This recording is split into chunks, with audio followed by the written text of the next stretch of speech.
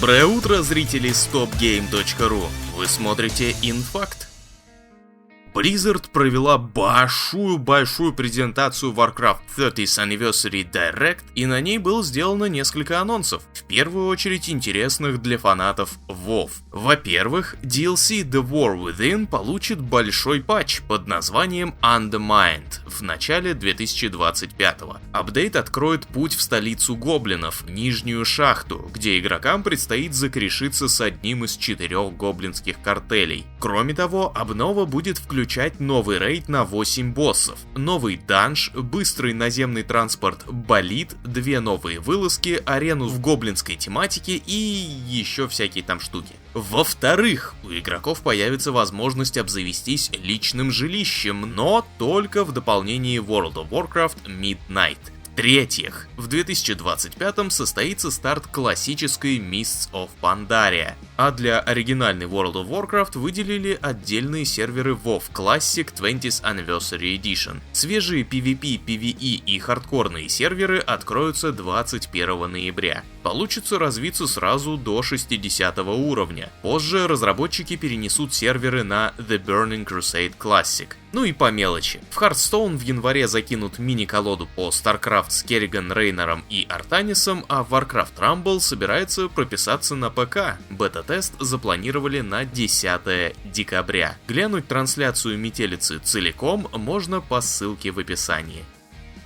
The Rogue Prince of Persia особого ажиотажа не вызвала, но все же те, кто в нее сыграл, отзываются о проекте очень даже хорошо. В Steam рейтинг игры составляет 84% положительных обзоров пользователей. Однако, несмотря на достижения разработчиков по части геймплея, многих игроков оттолкнул визуальный стиль. Возможно, апдейт, который авторы готовят к выпуску 21 ноября, заставит вас пересмотреть свои взгляды. Одним из главных новшеств станет глобальное улучшение визуальной части. Собственно, это и демонстрируется в свежем трейлере. А кроме этого, в игру добавят второй сюжетный акт и расширят первый, появятся новые биомы с новыми противниками и боссами, различные улучшения качества жизни и вот это поворот, русская локализация. Если верить девелоперам, после обновы в The Rogue Prince of Persia контента станет вдвое больше, чем было на старте, а в 2025-м наполнение игры будет только продолжаться.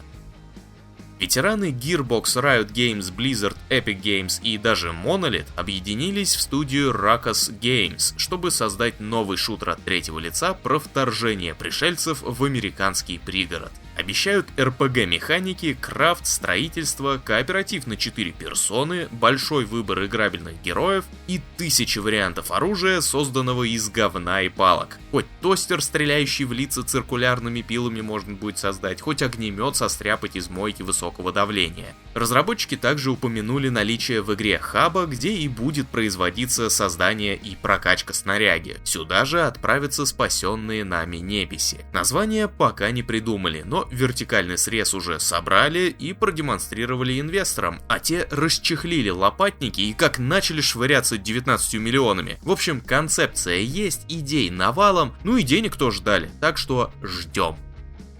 Корейцы из Nexon знают, как привлечь аудиторию. Это я про тех корейцев, которые смастерили The First Descendant, славную своими женскими героинями и их аппетитными образами. Но вот чего не хватало игрокам для полного счастья, так это реалистичной физики. Бубис и жопки — это хорошо, когда они живые. Они должны колыхаться и покачиваться. Вот разрабы вняли мольбам и обещали все сделать в лучшем виде. Правда, когда — не сказали. Мол, в будущих обновлениях пояснят. Если вы еще не вкусили прелести The First Descendant, игра доступна на ПК, PlayStation и Xbox.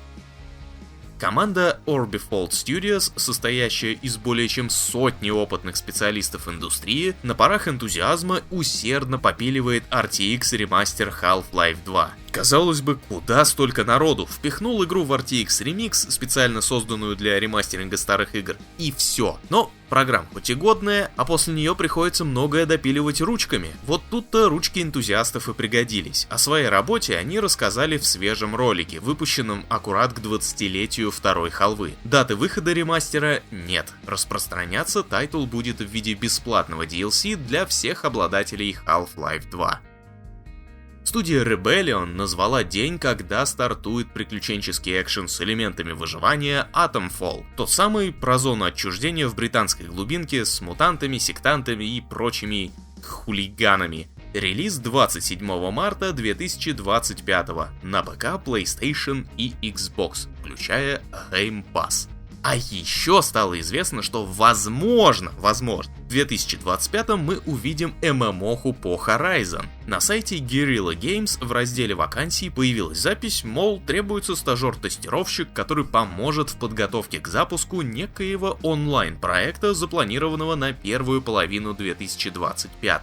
А я напомню, что именно об MMORPG говорил журналист Джейсон Шрайер в сообщении о следующем проекте Guerrilla Games. Вот и думайте.